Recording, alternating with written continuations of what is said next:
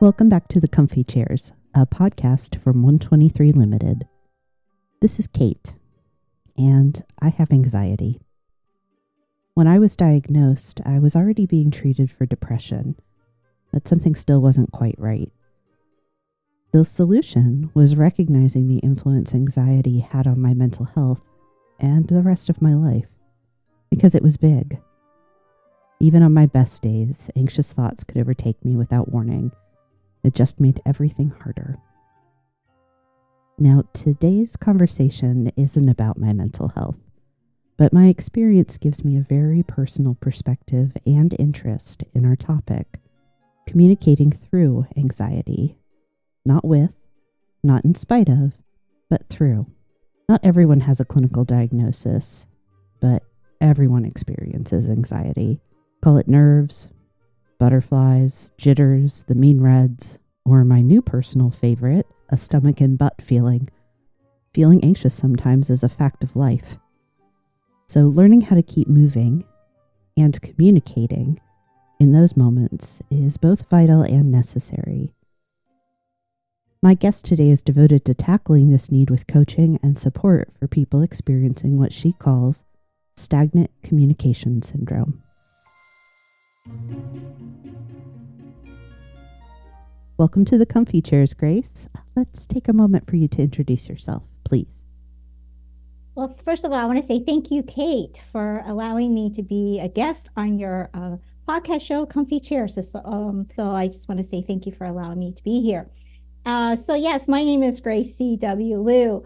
I see myself as a woman's awakener and a professional communication coach. So I help introverted women to be able to communicate by embodying their worthiness and speaking their truth, by overcoming stagnant communication syndrome, and clearly communicate without anxiety, fear, or over-explaining, so they can have the better relationships that they want and also have better or more successes, I should say, in their careers.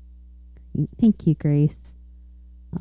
Let's start by defining what you mean by stagnant communication syndrome. I introduced that at the start here, but I'd love you to have the chance to give us a short explanation of what it is and how someone might recognize it in themselves. Sure. So I don't know if you've ever been told or been taught to be quiet, as a woman. I have spoken to many women, and also based on my own cultural background as a Chinese American, I have been taught, and I know some of the women I've talked to, and you might be able to relate to this, is that you've been taught to be quiet, that girls are to be seen and not heard. And so a lot of the times, a lot of the things we want to say, we start to learn to suppress. And so there are some situations that we come across that we have learned maybe we shouldn't voice our opinions, or we shouldn't voice our thoughts. And so then our communication gets stuck, right? It gets stuck into this pattern, this old pattern that we have, so that when a certain situation comes up, because of our past experiences, because of what we've been taught, we no longer give it a voice anymore. And then so we maybe do some other things, or we behave or say things in a way to try to overcome or to work around what we have been taught, and it doesn't really work. Yeah. What are some of those workarounds that you've experienced? Yeah. So recently I was at a doctor's office, and I had put my purse on a counter, and one of the assistant came in and wanted to clear up the space. And then rather than saying, "Oh, could you please move your purse?"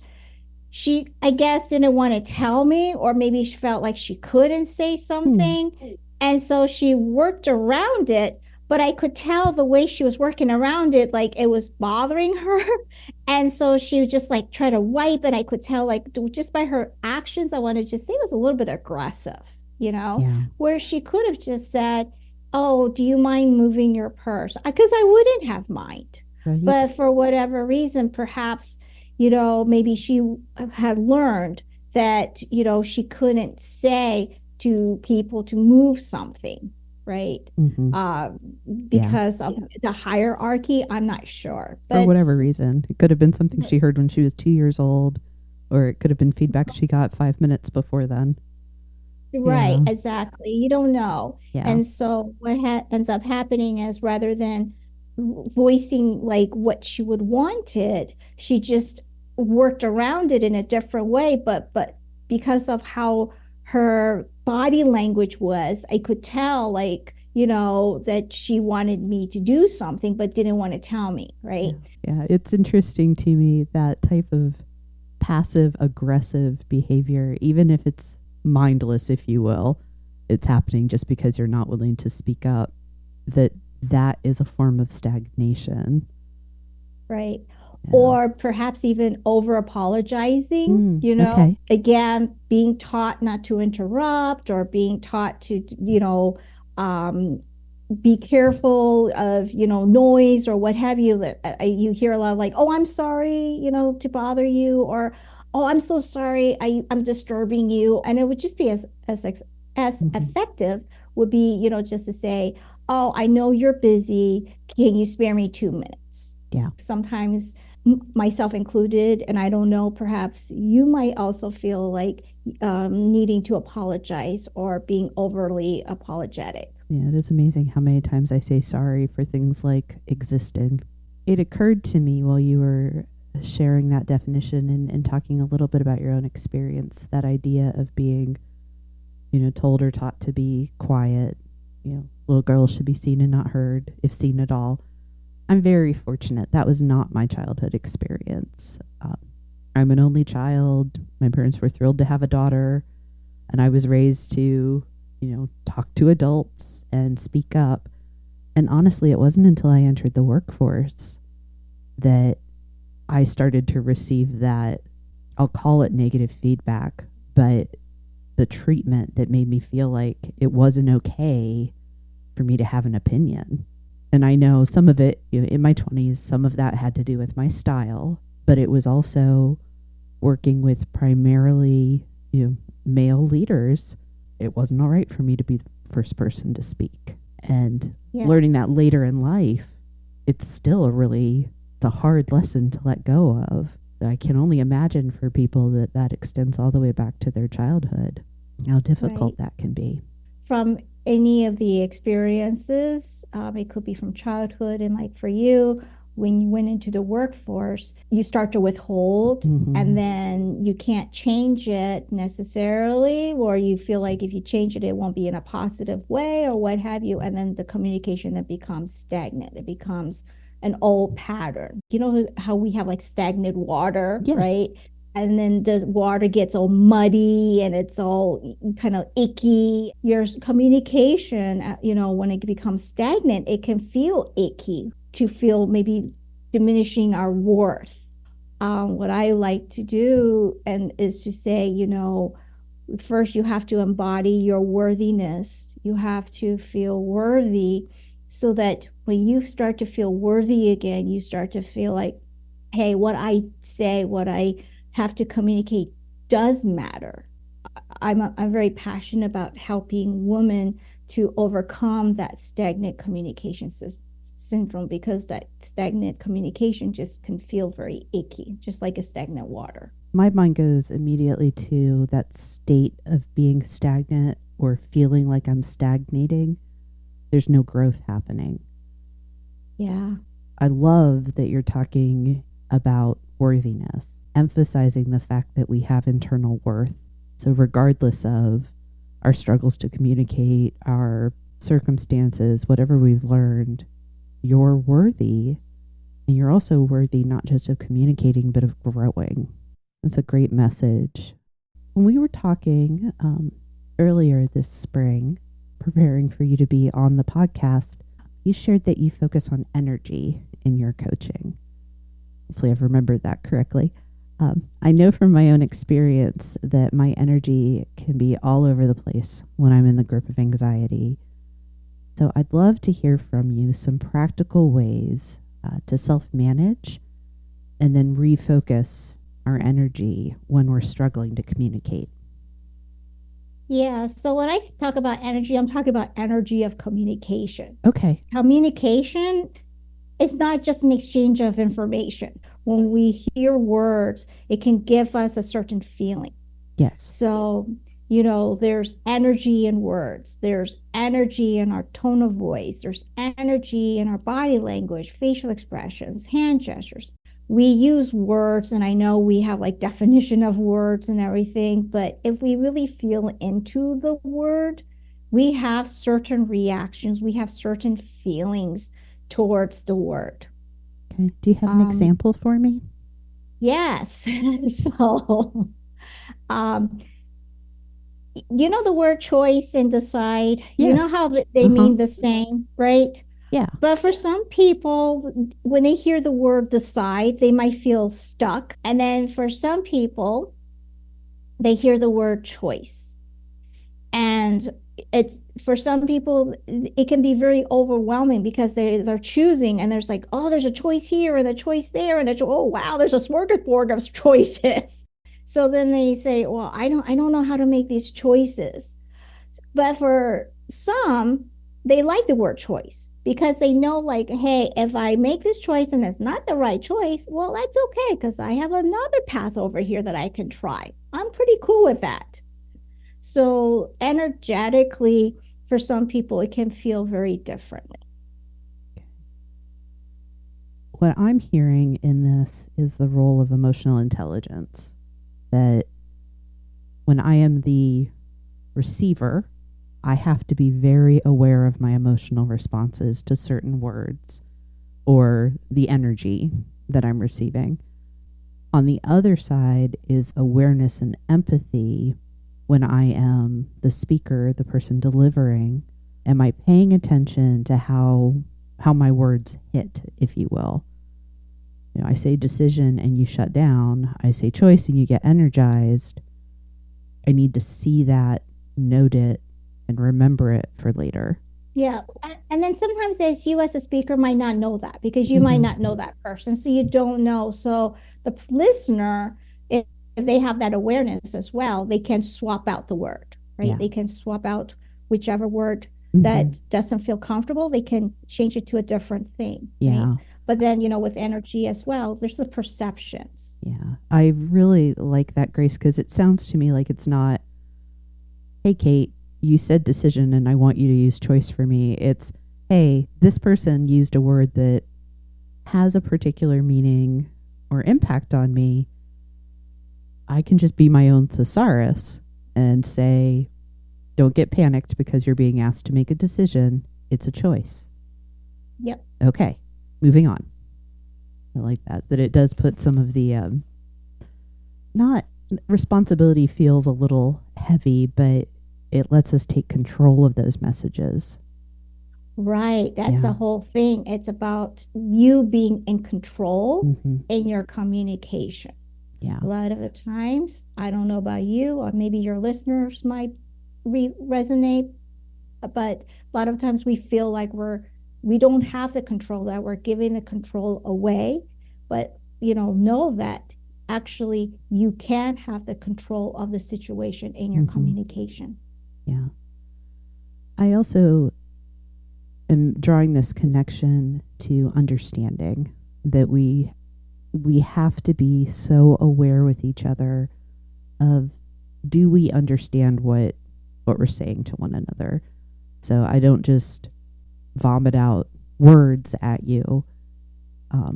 It's also, I'm telling you, and I'll stay with the example you've given, we're talking about a decision for you to make because I want you to have the power of choice. So whether it's this word or that, but this is the purpose behind it. And at the end of that, can we confirm that we're talking about the same thing? Whatever the course of the conversation has led to, do we validate with each other that we understand? Exactly. And I like how you said the word validate there, Kate. Exactly. That's what we're talking about, is letting both parties, the speaker and the listeners, validating each other. Yes, exactly. I know I told you that I want to make certain we're talking some about not just the individual, but also for leaders, what are the lessons to be learned here? And I see it go both ways, is what it comes down to. If as a leader you're having emotional response to the energy of a word or a tone or a gesture, you have the responsibility as a leader, but also the ability to control how you're interpreting what you hear. And that Exactly. managing that is important so that your perception, your emotional response is not getting in the way of your leadership. But then also being aware of, sensitive to, and empathetic of the fact that your people are going through just the same thing that you are, where they have reactions, they have responses, and their energy, their personal energy, is impacted by everything around them. When I think about all of that in the context of feeling anxiety, it's very comforting because of the amount of agency that it gives me as a listener and as a speaker, but probably even more as a listener. I don't have to react based on the way my intake goes, if you will, that I can hear and then understand that this is the core message. And rather than hanging on one word that ups my anxiety or sends me into a spin, what I can do, again, is be my own thesaurus, get to a place where I understand what I'm being told in a way that doesn't disrupt, confirm that I'm understanding, and I've kind of taken my part in owning the message that I've received. Exactly. Yep. I know that you have a communication style quiz that's available on your website, and there's going to be a link if people want to take that. It turns out I have a diplomatic style, which mostly resonated with me.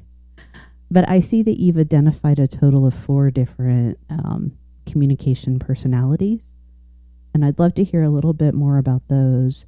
And then just spend some time talking about how do we adapt our styles? How do we, with or without a quiz, understand what other people's might be so that we're working well together? Yeah. So with the communication style quiz, it's more about because let me backtrack a bit. Please. We all have our own styles, right? Yes. Like when you dress and what have you, right? So it can be the same with communication. Everybody has their own communication style. And what I learned is that sometimes when we don't understand a certain communication style, we could perceive that person as X, Y, and Z. Okay. So before I get into the communication style, if I can, I like to share this story. Oh, please. I love stories. So, yeah. So my husband and I, before I decided to pivot and run my business, with the communication, my background is a speech language pathologist. So I was actually doing travel speech therapy at the time, and my husband traveled with me. And we were finishing up one assignment and getting ready for the next assignment and everything. And I was trying to get everything lined up, trying to get all finished up with one assignment and add up another assignment, right? Mm-hmm. And so what ended up happening was, you have to get everything lined up. And my husband and I were having this deep, deep, deep discussion. And I'm trying to support and make sure everything is done properly. And I guess I was doing it in a certain way that made him feel, well, I just put it this way. He drew a picture of me with devil horns. Oh, my. So when you say deep discussion, it sounds like it's in the neighborhood of an argument. Right. So we weren't totally arguing at that point, but to him, it might have felt like, I was going overboard with this whole thing, that he drew a picture of me. Like I say, he put a picture of me with devil horns. And the next picture that goes up is a picture of him with tears running down his eyes, snot running down his nose, and what have you. Okay. And yes, I'm like you right now, busting out laughing. Okay. Okay. Because what I understood was I'm very much of a nurturer, which means that I like to provide guidance. I like to provide that extra support. My husband, if I hadn't known his communication style, it would have seemed like he was being insensitive. However, because I knew my husband's communication style, which is a humorous, I you couldn't already suspected. guess, Yes. you know, that he was trying to use his humor to try to lighten up the mood. And he showed me what I was doing. And then it was just like, if you don't stop being a devil, I'm going to end up in tears. And then that's going to be the breakdown of the communication. So when I saw that, I laughed, I understood. So I pivoted and said, okay, let's start again. Me being the nurturer that I am, but in a gentle way. This is where the communication styles kind of evolved for me because I started to observe and what motivated people inside and outside, the factors and all of that. And then that's where I came up with the 4 communication styles. What I observed was like the fireballs. And I say the fireballs because these are the people that are so passionate, they're so motivated, they know the results they want. And so they want to motivate you to get the results that you want. And so they're fired up.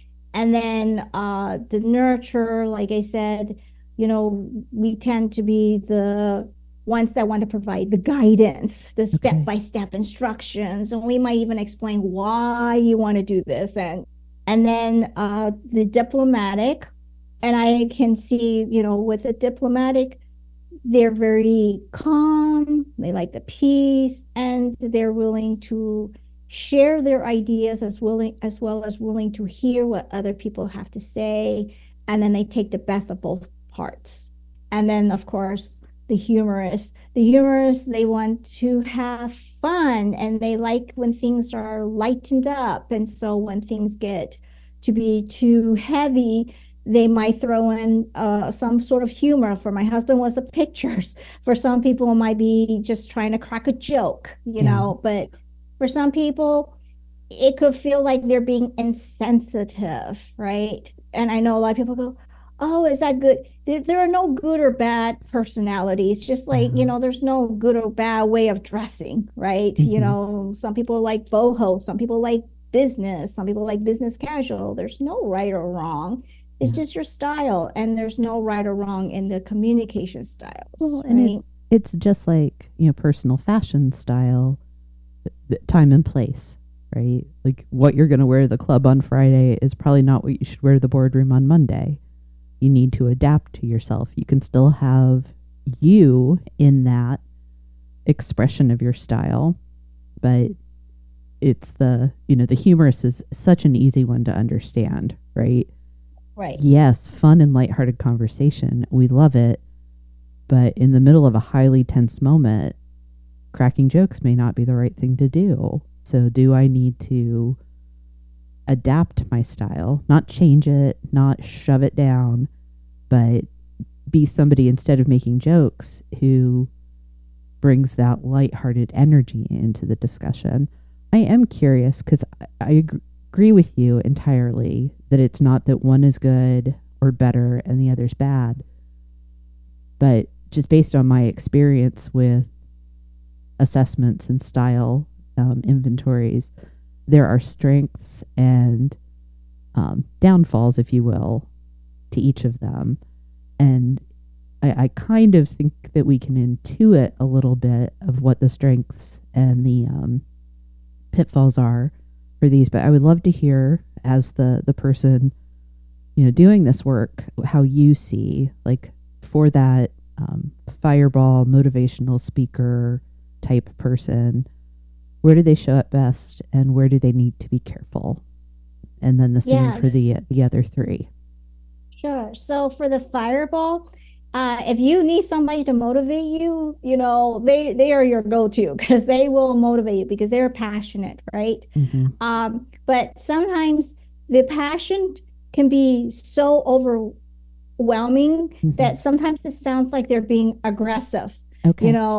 And sometimes it sounds like, oh, they're so pumped up. And it almost sometimes sounds like they're, because of their strong, I want to say they have more of a stronger voice, so to speak. Okay. So sometimes their tone of voice may come across as they're being aggressive, or, a lot of the times, um, they might feel, maybe like, why are you shouting at me? Yes. I can think of some people that it's like that, of like, dial it down a little bit for me. Or, I understand you want, you're passionate, you want to help me and everything, but then at the same time, it's just like, um, why, why is it in such a way that, I get what you're trying to say, but at the same time, it's kind of makes me feel like a little bit bad about myself, Mm-hmm. if you will. Yeah. So we have to watch that tone of voice and watch that we don't want to necessarily make the person feel like they're less than, right? Yeah. We want to still motivate them, but we want to do it in a way that makes them feel like, yes, I can do this, rather than, oh, okay, I'm doing this, but it feels like I'm less than. Yeah. It sounds like the goal, the aspiration of the Fireball communicator is to share the passion that they have, not to force it on people. Right. Yeah. Exactly. So, yeah, warm me up, don't smother me. Yes, yes. And that's where we come into the leeway of the nurture, because the nurture, like I say, likes to provide the guidance, right? Likes to say, here's the steps, and this is why you want to follow through with the steps. And then what happens is sometimes it can be too much that it feels smothering. Yeah. Well, and one of the things I hear is like the level of detail involved in that yes, preferred communication. And what I hear you say is the nurturer equates detail and like clear instruction with support and love. This is how I'm helping you. right. And if you have an opposite style, or whatever reason it just doesn't resonate with you, it can be like, yeah, lay off. I get it. Yeah. Yeah. Yeah. Let me make the mistakes. Let me make the mistakes. Because the nurturer, they don't want the person necessarily to make the mistakes, right? Okay. They want the person to be supported and have the path to where they want to lead without having all the obstacles and the struggles, so to speak. And so the nurturer is like saying, this is why you want to do it this way. And then for the person, it might be, well, this is my life. This is my experience. And, let me have that experience of perhaps making the mistake. And the nurturer is like, no, but you don't understand. And so it can be feeling very smothering that way. Yeah, that makes sense. And then with the diplomatic, they, like I say, have that balance where, they want to share, and also allowing the space for the person to decide for him or herself what the best pathway would be, and as well as the diplomatic is listening to the other person as well, of the opinions and ideas and everything. But sometimes it could be too much, and if they're not in balance, when the diplomatic don't feel in balance, this is where they can feel like, oh, maybe not knowing which way to turn, or so sometimes it might feel like they might feel a little bit lost, or they feel a little bit off balance. Okay. Because and it's almost like they're not really sure where they stand. Oh yeah. Okay. As somebody that's learning that, like, what it means to have that style, that right there, not knowing where I stand, can be a real challenge for me. That one hit hard, Grace. because it's coming up from like different ideas and figuring out like which way and which path, and because you're trying to listen to everybody, you're trying to also figure yourself, and because what you're looking for is, you're looking for that peace, you're looking for that balance, right? Okay. And then for the humorous, right, they're all about wanting to have fun and inclusive enjoyment, because they love people to laugh. They love to laugh. They like to hear people laugh, you know. They like to include everyone into the conversation and communication. And then what happens is when it gets to be too deep for them, they find it very hard to engage. And that's why they throw in the humor. And, you know, sometimes we need them because sometimes when it is really deep, we do sometimes need these humorous people to help to lighten up the mood a bit. But it can needs to be in a way that is coming across as they're supporting you to come out of that deep, dark area, or what have you. Because otherwise, if it's not done properly, right? If it's done in a certain way, that could maybe make them look like they're being insensitive. Okay. It sounds like it's really important to understand and probably in conversation even name, this is my motive and intent. And keep it front of mind or like as a North Star. So, hey, if I'm a nurturer, my intent is not to communicate so much detail you feel smothered or like I think you're incompetent. It's I am providing you with detail because I want you to be successful. I want you to be supportive. As a diplomatic person, my intent is that we see all sides of it and people feel heard. It is not to overwhelm us all with our options and our choices or to spend all of our time in discussion. The goal is that we get to a balanced, shared decision or that I have the information I need to make my own choices. Right? And that you could kind of go through like the humorous. My intent, my motive, what drives me is people enjoying themselves. It is not to minimize. It's not to make jokes at other people's expense. It's I want there to be fun. Right. Yeah. Yeah. So the humorous, everybody has like a tone of voice they just need to be kind of aware of, right? Yeah. So for the fireballs, it's watching out for that aggressive tone of voice, right? For the nurturer, it's the preachy voice. Yes. For the diplomatic, it's more of the indifferent or monotone kind of a cold, maybe detached. Yes. Yeah. Yeah. I'm thinking of some feedback I've received, but that's neither here nor there. No, and then for the humorous, watching out for that sarcastic. Okay. The tone of voice. I mean, I know we have sarcasm, and some people use sarcasm as part of the humor and what have you, but we have to watch that because it could be some of those sarcastic tones can be very insensitive, right? So everybody has a certain tone of voice that they all have to be careful of or be aware of, so to speak. Because again, we're talking about energy of communication. And for some people, hearing that certain tone of voice, because, we all have our stories and we don't know who the person is that has a certain childhood or had that certain trauma or certain what have you of a situation. And then, so when they hear a certain word or they hear that certain tone of voice, it might trigger them. Yeah. And then, and then again, it might then diminish the worthiness.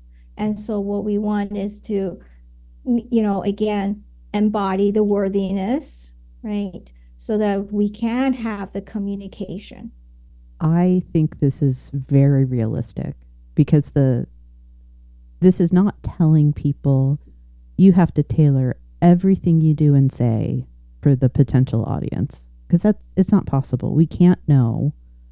We don't need to know necessarily that, again, decision could be a triggering word for someone because of anything that's happened before that moment. We do need to have awareness and balance and be paying attention to my own actions and the way it appears to be impacting someone. And that's kind of the price of entry. That's the least we can do. And like you mentioned earlier, validation, Hmm. right? If you say a word and say it triggers that person, you know, Hmm. we can validate the person by saying, oh, what was it the word that made you feel like this way? Or what was Yeah. the word that I said that made you feel like I wasn't being supportive? Yeah. Or, oh, my tone of voice, because I don't know about you, but um, some people, I've heard people say like, why did you use that tone of voice? Hmm. Or what is with that tone of voice that you have? And so it's instead of saying, oh, I didn't use a tone of voice, I don't know what you're talking about, we can validate, right? And we validate by saying, oh, what did my tone of voice sound like to you just now? Yeah. It wasn't my intent, but I understand that intent and impact don't always align.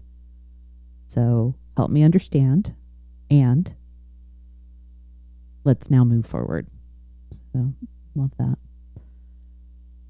I started off kind of with this um, slant toward talking about anxiety and communication. I know one of the ways that you talk about what people may experience when they're experiencing stagnant communication syndrome is a feeling of anxiety.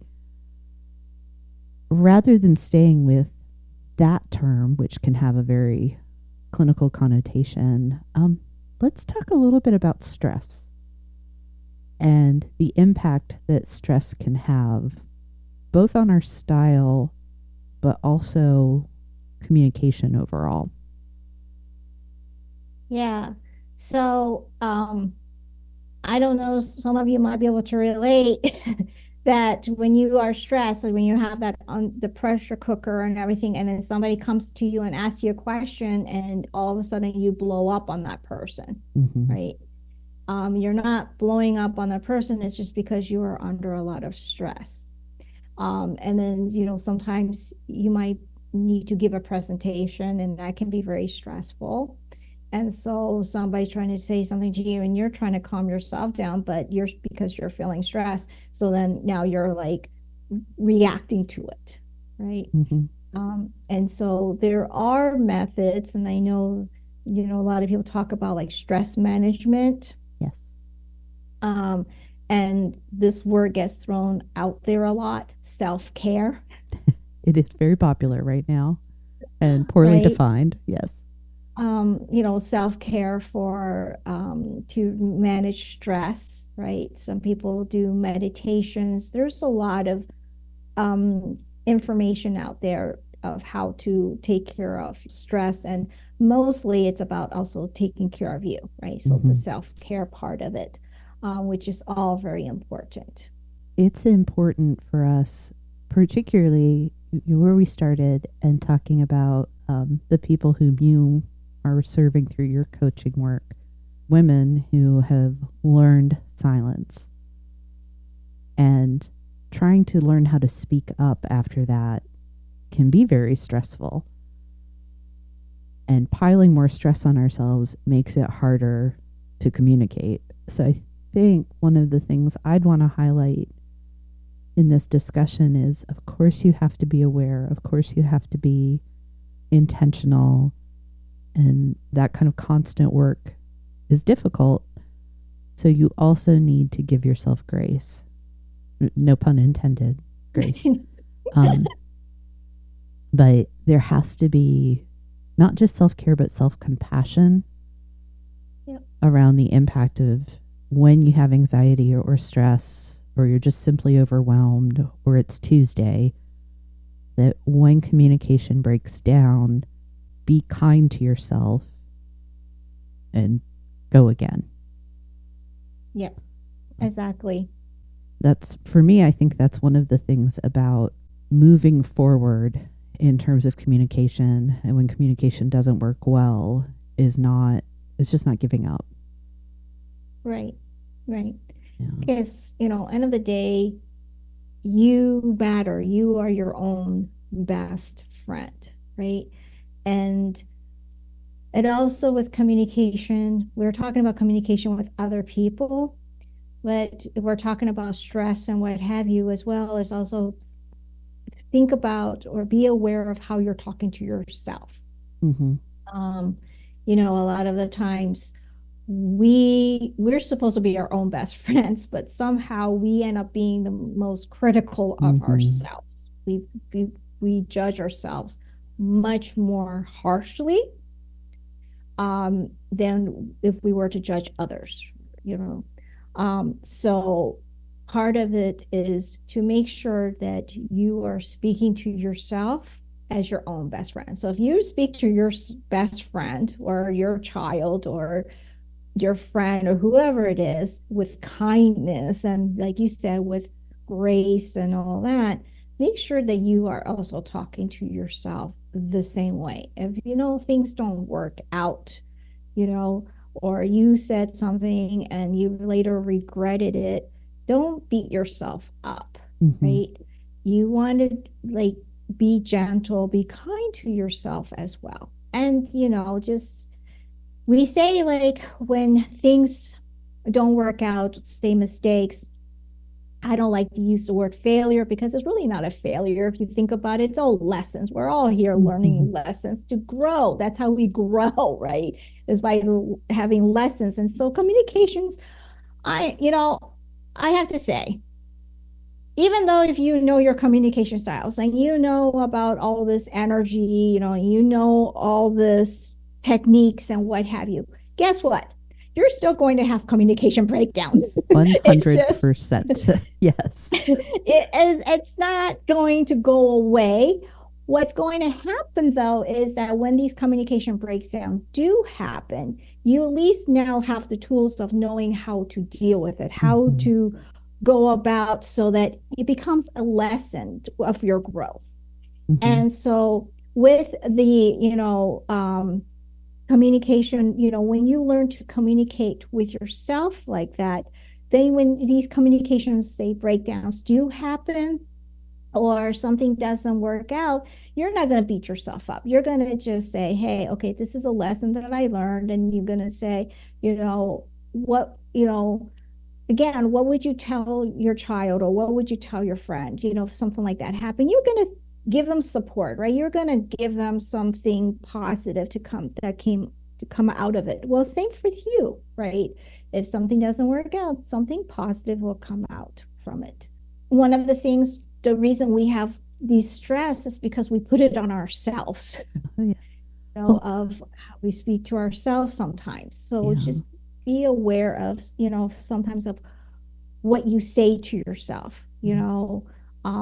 I don't know about you. I don't know how many of you give yourself compliments. We're so easily giving other people compliments. Oh, I like your hair today, or I like what you're wearing, or I love what you just said, or, what have you, right? But how many times have we complimented ourselves and said those things to ourselves? Yeah. I have a theory, Grace.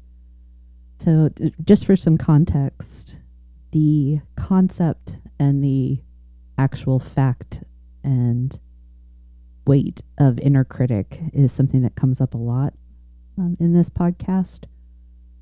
And I keyed on that immediately.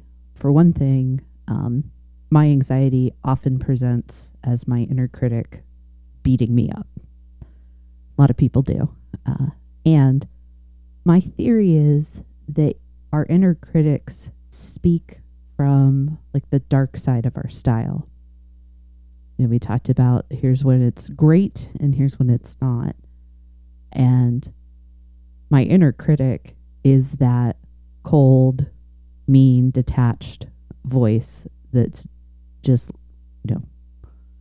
ladling on every bad thing.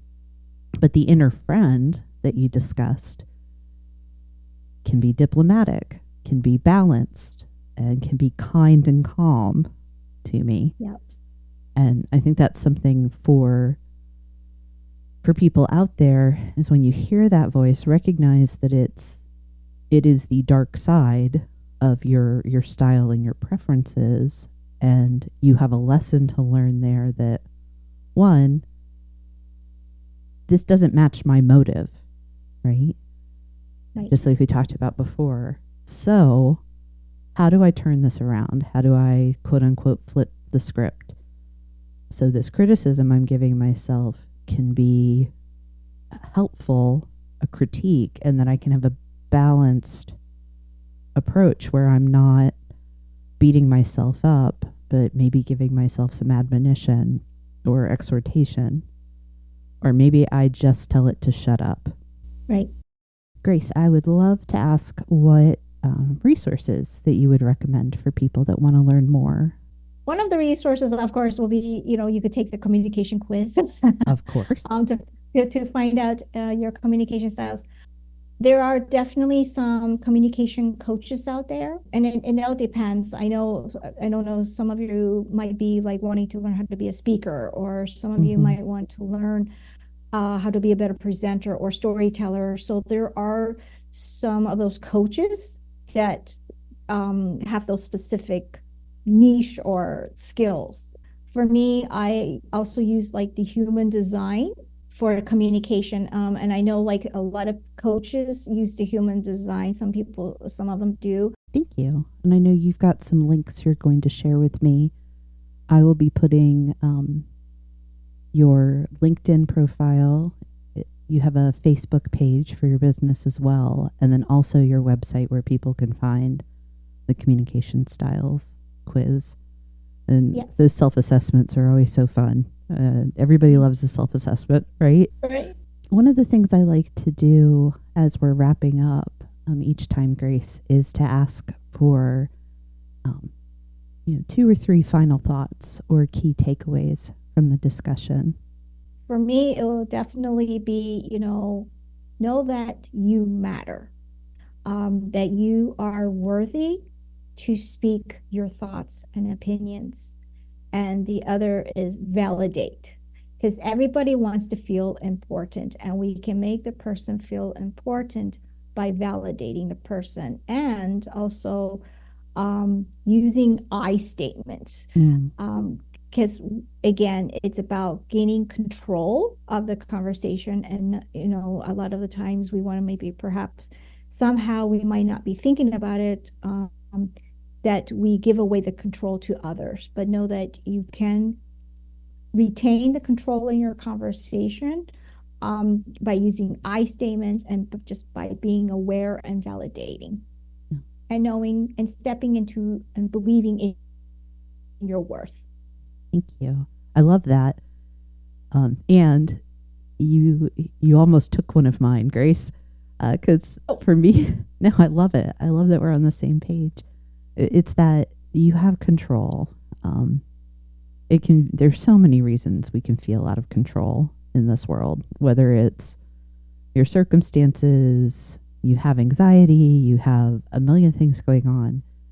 And when it comes to how you speak and how you hear, you have a say in that. In fact, you have a responsibility to control what you say and you hear. And despite it being a responsibility, it's also a relief and a freedom to know that I can control how I respond to this and how I talk about even the tough subjects. Yep. And there are ways I do that really well, and there are ways that I'm going to call it the dark side again of my style, that I have an opportunity to learn and do different. Exactly. And even that is a type of control that I think is pretty awesome for us to acknowledge. Exactly. And we all go through this journey together like that. Yes. So, yeah. Nobody's alone on this. And this is part of about creating a community. It's just that way we can support one another. And because we're all going through this journey together, we're learning. And like I say, just because I understand about communication styles or, understand about some of the energy of communication, like I said, I still encounter communication breakdowns. But it's just that's a relief. Learning. Yeah, it's just learning. It's all about learning, like, when it happens, that how to resolve it, right? Well, you make a really good point. Even though we spent some time talking about inner dialogues and the way we speak to ourselves, by and large, communication is about how we are with other people. And yeah, we're not alone. We're all in it together. Yeah. So that's a reason to have hope, but also to practice some perseverance about getting it better. Exactly. So I want to say thank you, Kate, for allowing me to be here on your show. This has been really enjoyable. Oh, good. Good. That's my favorite No, thing to hear. no, it has actually been really enjoyable, really fun. And, I love sharing, about communication, about worthiness. If anything, first is worthiness, and then communication around all of that. Too many times, women have been told to be quiet, and I think now it's the time for women to step up, right? Yeah. And to also to share and to speak. And I do not disagree. In this space, we have a road in front of us to speak up with more confidence, with less anxiety, to be heard, particularly in the business world. So, yeah, we could get into men and toxic masculinity, and I'm not here for that. What I am here for is recognizing that women need help and support in this space, and it's exciting to get to work alongside women, even virtually, even across the country or world, focused on this same thing of how do we help each other get better at doing something that's fundamentally essential to how we work and live. Yep, exactly. Yay. Yes, yay. Wonderful. Well, I want to thank you too, Grace. I appreciate you accepting the invitation, taking time today for us to spend a little bit of time on this subject. And your energy it's lifted my spirits for the afternoon. Thank you. Oh, thank you, Kate.